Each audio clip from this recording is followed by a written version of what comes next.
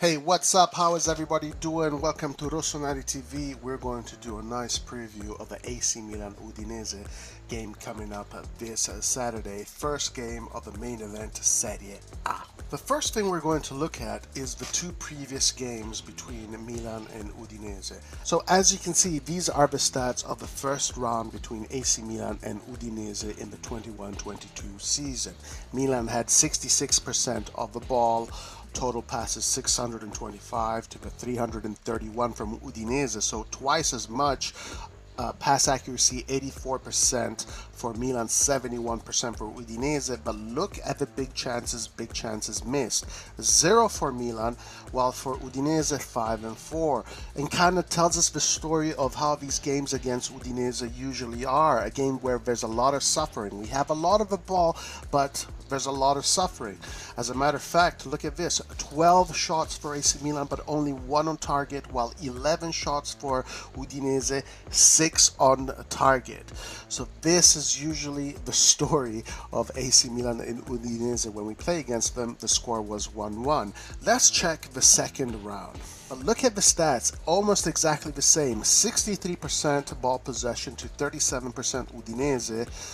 85% pass accuracy, but here the difference was big chances, 1 for Milan, 1 for Udinese. And when we go down again, look guys, total shots 9 for Milan, 11 for Udinese, but we only had 3 shots on target while they had 6 shots on target. So you ask yourself, how come Udinese is a team that has more opportunities to score than Milan? Well, Milan holds most of the ball. Well, that question is answered in a very simple way. Udinese plays in a 3-5-2. What they usually do when they get organized in defense, they have a line of 5 in the back. They have their 3 midfielders close down the space, and then they have one of the strikers. In this case, it would be either Deulofeu or Beto coming down to help the team. So pretty much you're going to have the 10 players, including the goalkeeper, behind the ball, and you're going to have the 1 player here roaming into space. The way Milan is going to be set up, most likely, according to the reports that we have been reading, according to Gazzetta dello Sport, you're going to have the backline of Calabria, Kalulu, Tomori, Hernandez, and Magic Mike. Basically, the best defense of last season, conceding only 30 goals. The double pivot, with the absence of Tonali, will be Krunic and Benacer.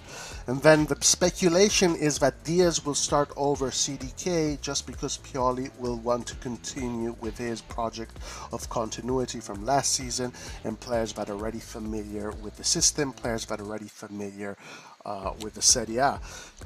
The big question that we're going to ask ourselves is whether we're going to see Messias or Salamakers. Now, what we know about Messias is that he just had an injury from one of the friendlies, the last friendly, which he had an issue with his ankle.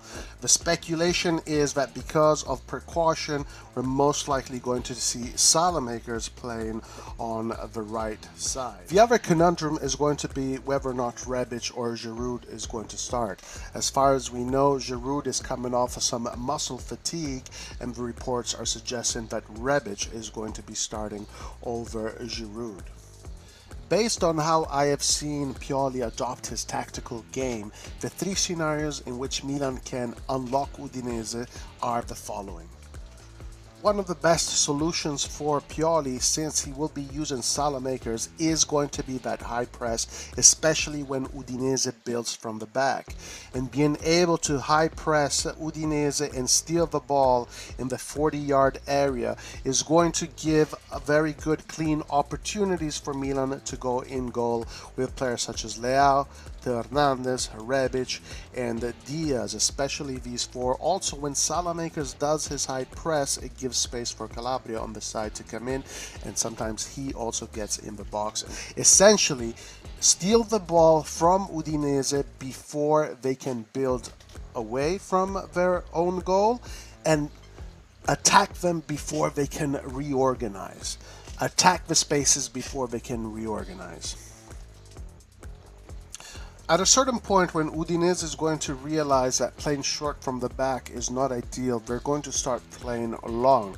Since Udinese is one of the biggest, tallest, and heaviest teams, this kind of game could favor them, and that could allow them to push their team in our own half. When that does happen, again, that quick, intense press and compacting the spaces is going to be key. So winning the ball in these areas and then sending the ball out to your runners, either Leao or Hernandez or Diaz or Rebic, sending Rebic into space and attacking in the counter attack.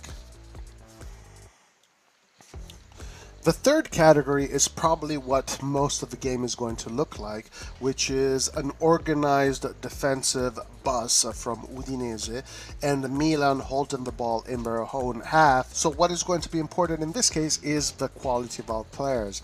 The growth of Leao, Hernandez, Rebic, Diaz, Calabria. Now, if Milan can have a successful high press and win the ball 40 yards away from the goal and start scoring goals in the first half, put 2 in, put 3 in front of 75,000 Milanisti, then the game is going to become very open in the second half. Once the teams start to lose their compact nature and the game starts to spread up, that's the best point in which you can bring CDK, in which you can bring Adli. Udinese will start to push forward, try to get a goal. That's when you can hit them in the counterattack. The key players in this game are going to have to be our two defenders, Tomori, of course, and Kalulu, and of course also Calabria, who is going to be the third defender. Usually Milan plays with 3 defenders and they allow Hernandez to go up. Their work is going to be very important because the counterattacks of Udinese need to be stopped and keep Udinese in their own half. So guys, let me know how you think Pioli will approach the game, if you agree with me or you think something else is going to happen, or what you think is the best solution in order to beat this stubborn team Udinese. In my opinion, Milan needs to have a big statement win, high press, win that ball 40 yards away from the goal and score 2-3 bang in the first half, 2 more in the second half, and win this game 5-4-0. Milan has all the tools in order to do this, and I think they can definitely do this. What a statement that would be from Milan in front of a sold-out San Siro, 75,000 people in the opening day of the main event of football in Europe. So guys, remember to smash that like button, subscribe, hit that notification bell. A road to 8K, and as always guys, as always, only 2 words: Forza Milan. Alla prossima, ciao.